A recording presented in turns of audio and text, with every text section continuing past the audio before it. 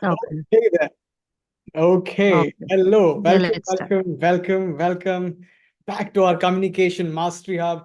Today we are getting deep into a very interesting aspect of communication, wherein we'll do something called the planning. Well, this is our Communication Mastery Launchpad.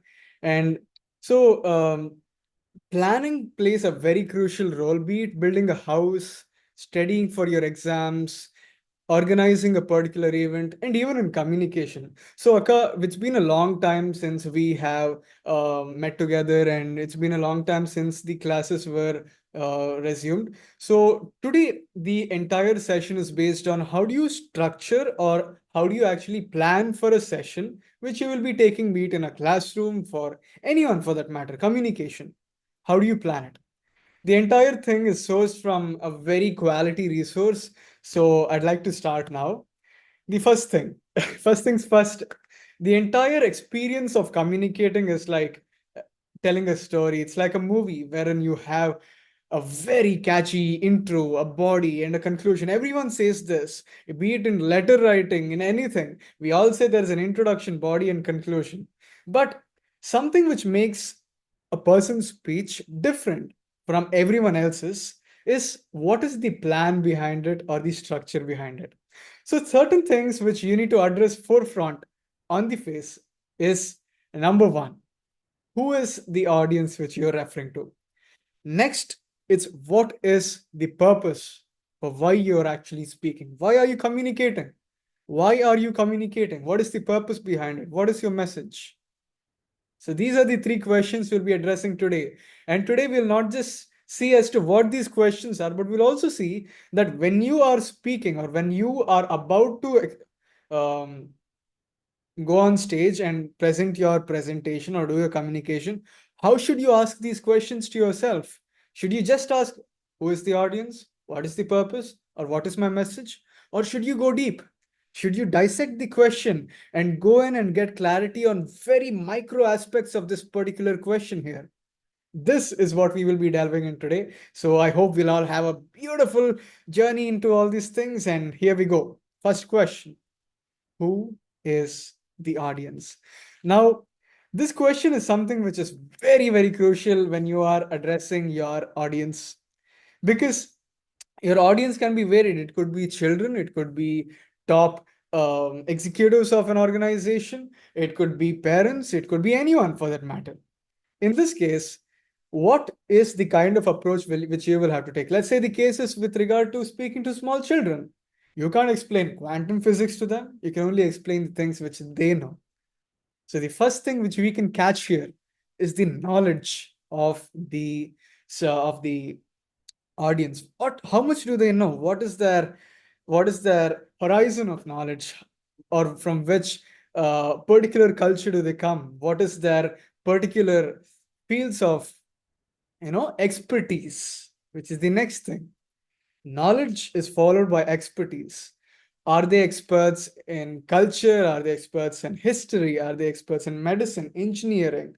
Or just are they homemakers who are working relentlessly to aid their family? So, what is the expertise of the particular audience group you're addressing? Maybe it could be different. It could be vivid. It could be a plethora of audience. Maybe you can have family members as your audience. I mean, people who have families and they've come with their families, their wife, their children, all of them are there. How do you address family groups when you're speaking? Well, that could be another aspect of how you attend to audiences. The third thing is about experience. You know, just going about speaking is so easy, but how do you relate with people's experience? Namigane, we'll always have these experiences that when you are attending to a particular speech, when that aspect of the speech where you feel most connected comes, you will actually come alive and you will be so involved in the entire process of the communication which is happening. Well, that's so common with everyone because we are more an emotional being than an intellectual being. So we need to relate with people's emotions. I mean, the experiences here. And lastly, it's biases, my friend. So ಏನಂದ್ರೆ biases are there in many people. We might coat it with different coatings, a golden plate or a metal plate. We all have biases within ourselves. We have prejudices, but on a general audience, there are a major bias or a minor bias. Be it you're attending to a particular sect of people, they have a certain bias within them. Now there are certain danger points which you will not have to cross, and if you cross them, you'll be in trouble. So you also need to know the biases of the audience so that you attend them in the most effective manner as possible by you. So this is fold number one of how we One minute, yeah, one minute.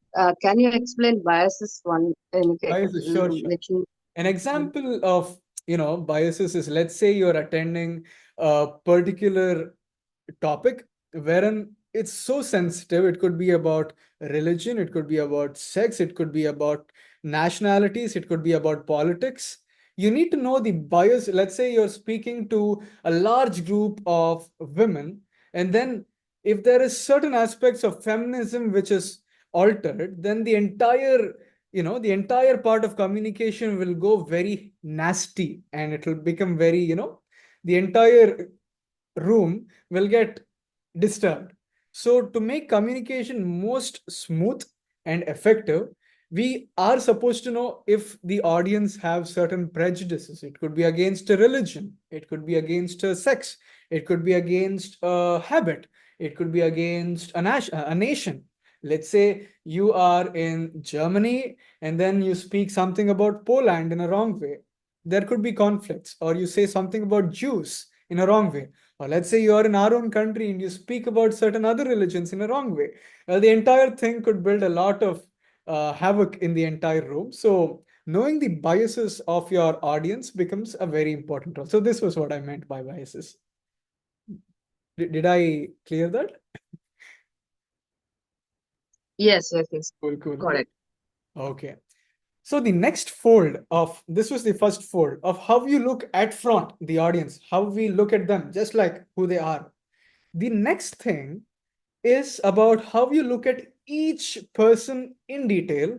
I mean, the audience have a certain personality. The entire audience is like an organism. The organism has a need, number one. I see the audience as an organism, and that entire organism is actually one persona. And this persona of what the entire audience is has a particular need, it has a goal, and a want. There could be many needs, goals, and wants for this audience. How do you attend these? Because audience are not interested in general knowledge. They can get that off the Google. We have ChatGPT as well. But how do you attend things in a very personalized manner? Are you attending to the goals of the audience? Let's say you want to inspire people. You can't inspire Indians saying the American dream. You can inspire the Indians only with an Indian dream. So this is what I mean by attending to the organism of the entire audience with regard to what it needs. It needs its needs, its goals, and its wants. When you address all these three things in your speech, in your presentation, it could be a PPT, it could be just a conversation with anybody for that matter, or on stage, off stage, online, offline, doesn't matter what. These three things, when you attend it in a very proper way, resonance happens, you hit their frequency, and they also hit your frequency, and you will be in what is called an amplitude match, and this is going to bring a lot of connectedness in the entire room. So this was the second fold of how you attend to your audience. And there's a very beautiful quote which really resonated with me, and I'd like to read it out for you. No sane man would start to build a house without some sort of a plan. But why will he begin to deliver a talk without the vaguest notion of what he wishes to accomplish? What does this tell us? I mean, if the core of this entire quote is, without clarity, how can you even present a presentation? How can you communicate if you don't have clarity about your message, about your purpose, whatever? You can't communicate if there is no clarity, which brings us to the importance of clarity. We all have experienced this, be it in a small misunderstanding in our own home, or a misunderstanding in our profession between our managers or our colleagues. It could be a misunderstanding between our friends or family members, anything. The the fulcrum of misunderstandings or the base of misunderstandings is loss of clarity. There is no clarity in what is happening whatsoever. So, why do we need clarity? We need clarity for three core reasons. It makes you calm. Number one, it makes you calm. Haven't we all experienced this? When we have clarity in writing an exam, we are always calm. But when we are not clear about what we are writing and we haven't read enough for our exam, then calmness is simply out of the equation. We are also tensed and anxious. The next thing is, I mean, we can all relate with that anxiety of exams if we go back to our student days, student life. I'm sure you can. So next one, the in the moment.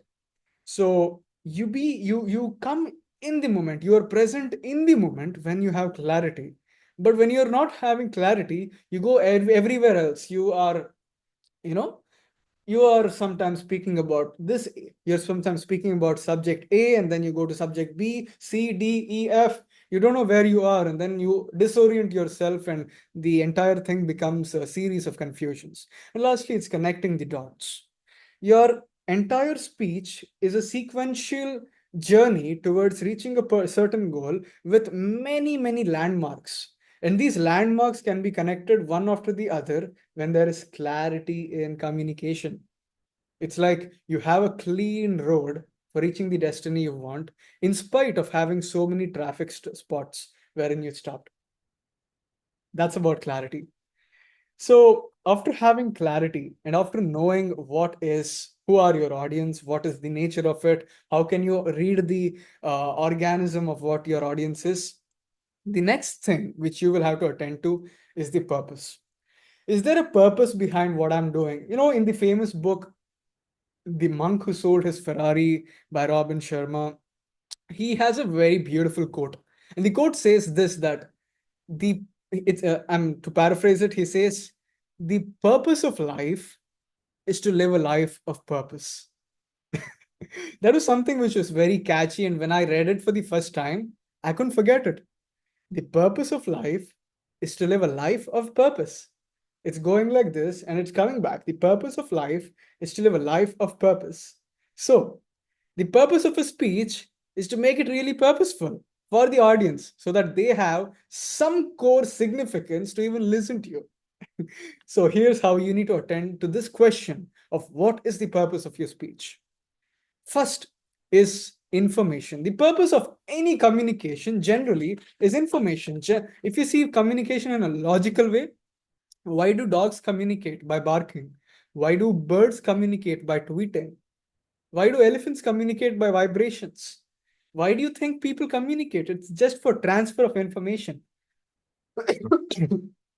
It's about two things mainly. It's about here's how to do it, and here's what it is. These two questions, listen keenly. Here's how to do it, and here's what it is. And these two aspects, for you to inform these two things, is this purpose of communication. That's number one. Next, it is to convince. Whenever we have any idea which is worth inspiration or which is worth the audience's time, we need to prove certain things. We need to make them feel convinced of certain things. What are they? Number one, it's validity. Number two, it's value. And number three, it's importance of a particular idea. See, you can even think of changing the audience's beliefs and ideas and its core principles with your very ability to convince. And your ability to convince is what is called persuasion. Persuasion happens at the best when you can inspire your audience. And how do you inspire people? It's by emotionally convincing them that they ought to do this to get this particular result. It means that you show them a path which is so lucrative with regard to how they can reach from point A to point B with your idea, and you're expressing your idea in such an inspiring way through your communication.